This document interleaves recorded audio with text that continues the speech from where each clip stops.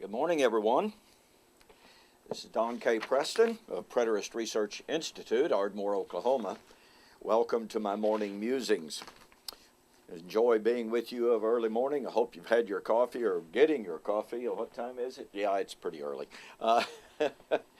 Hope you have a great day, by the way.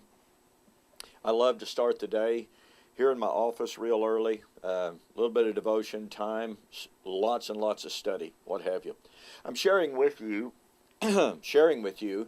my journey to the full preterist position.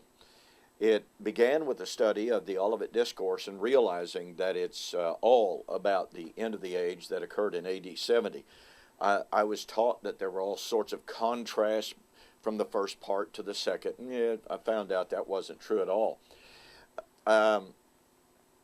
When I came to Revelation, I had been taught that Revelation was a kind of a twofold type of thing.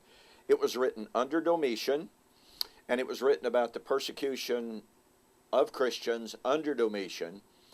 It foretold the destruction of the Roman Empire, but the beast, chapter 13, this great beast of chapter 17, that is the Roman Catholic Church, I was taught, and that one of these days, the Roman Catholic Church, the Pope, will once again rise to the same supremacy it had during, the Middle Ages and persecute the true church.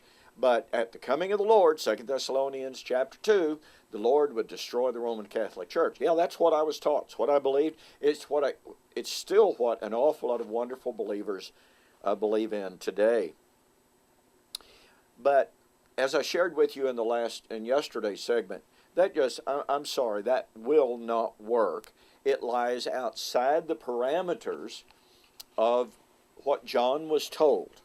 Now, I want you to follow this with me really, really quickly.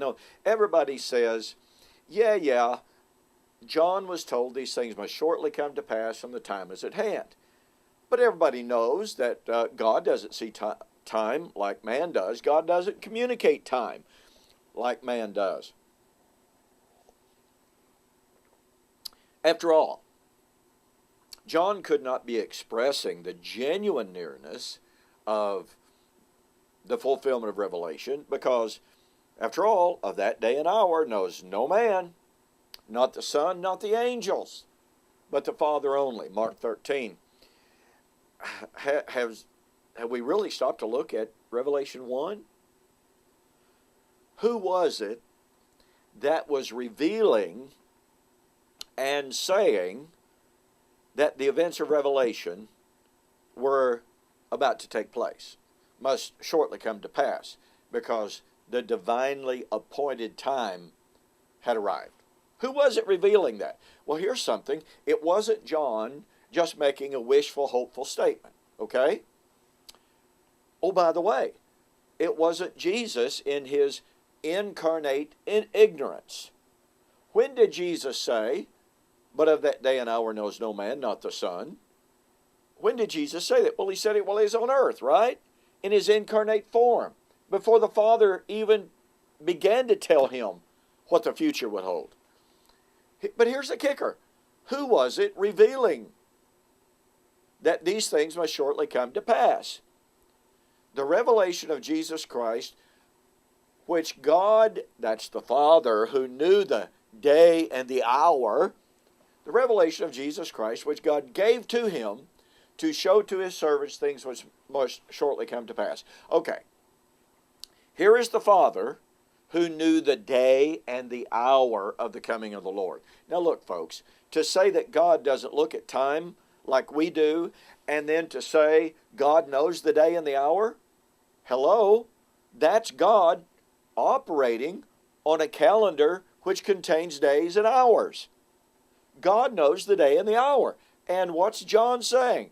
The revelation of Jesus Christ, which God gave to him, to Jesus, to show to his servants, things must shortly come to pass.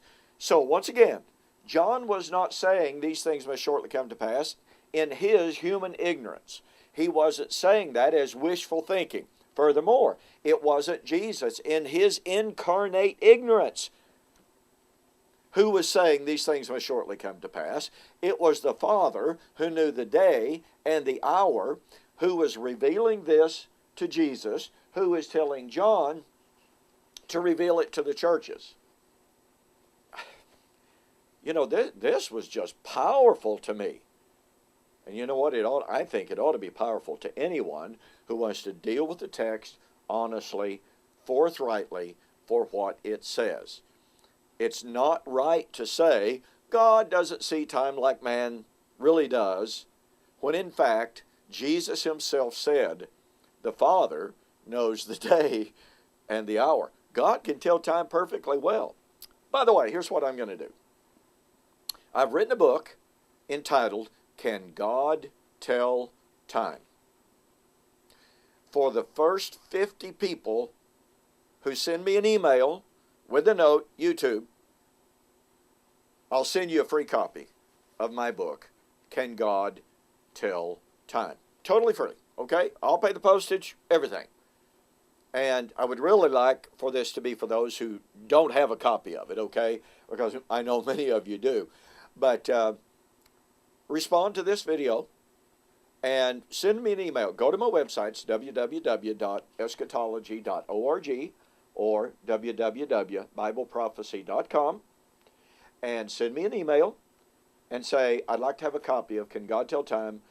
I saw it on YouTube, okay? I'll be glad to send you a free copy of Can God Tell Time? Hey, thanks for joining me for this morning's Preston's Ponderings. No, that's morning musings, isn't it?